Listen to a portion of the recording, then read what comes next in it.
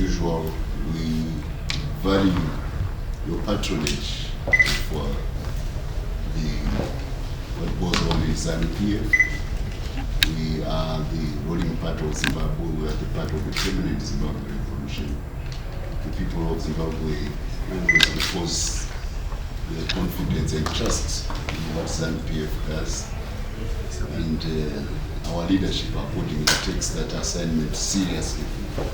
To bridge that gap is your role as people who speak on authority, who write on record. In this era of artificial intelligence, everybody is a publisher. Anybody with a phone is a keyboard is a publisher. So, there's a deluge of information, including a lot of verbiage. So for trust and confidence, we tend to rely on you as people of right on record. So when you come to our press conferences, we take you seriously. Thank you so much. We had our Politburo meeting yesterday, and we also had a previous Politburo meeting. These two Politburo meetings are subsequent to the passage of the CAP 3 bill, which is now CAP Act, which is now CA, Constitutional Amendment Act of Zimbabwe. And it is of note that the genie is out of the bottle. When I say the genie is out of the bottle, I say the story of Zimbabwe's success is now on the global stage. People were anxious whether we could handle this issue of a smooth handover within Zanu Pf, the political systems. There was anxiety, as 2028 was approaching, that will Zimbabweans hold their act together so that the country remains focused and steadfast. And the passage of the bill addressed that issue in a definitive manner. We are now very confident as a country about certainty of leadership. We are also confident of the stability of the political system, and we are very assured of the sustenance of the economic miracle which our president and his second republic has delivered. This was very, very important for a signal to the world that Zimbabwe can handle its affairs in such a manner that there is smoothness in any political systems which are sure of continuity and certainty. CAP 3, which became a CAP Act, and which became a Constitutional Amendment Act, addressed that issue definitively. So we are very happy with that. The party gauged the mood of the electorate of the people of Zimbabwe very well. It carried out its consultations exhaustively towards this bill. Parliament debated it extensively and widely, and intensely, this debate. And when it came to vote, the passage was overwhelming in both houses.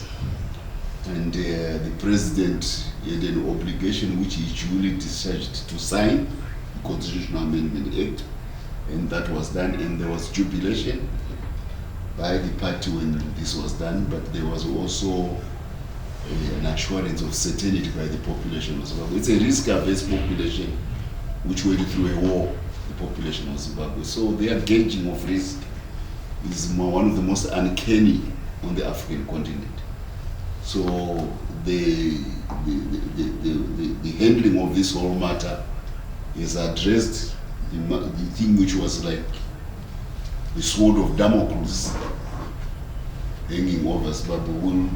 Will Zanu Pf handle its affairs in such a way that there will be no ructions which upset the epoch of economic recovery which is going on. So those who love Zimbabwe, they are happy with the outcome. The detractors, they no, they have nothing to shout about. You know, I think probably for detractors who always thought Zimbabwe would somehow be thrown off skelter, I say this is the end of Zimbabwean politics for the detractors. And with the end of Zimbabwean politics for the detractors, it is also the beginning of the Zimbabwean economic resurgence on a sustained scale by the country. And our president, who is at his best metro when he's dealing with economic issues, now he has got a whole pathway, a whole highway cleared for him to deliver prosperity to the people of Zimbabwe on a scale which is epic.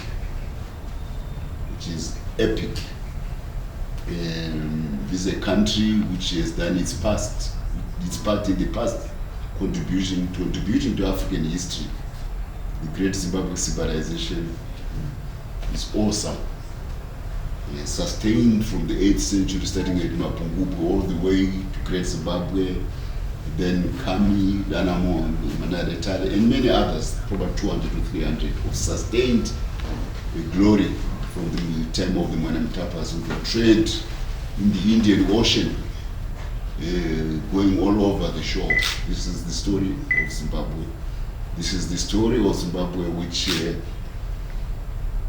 engineered a military resurgence to reverse the defeat of the 1884 Berlin Conference colonial era, military defeat in the 1890s.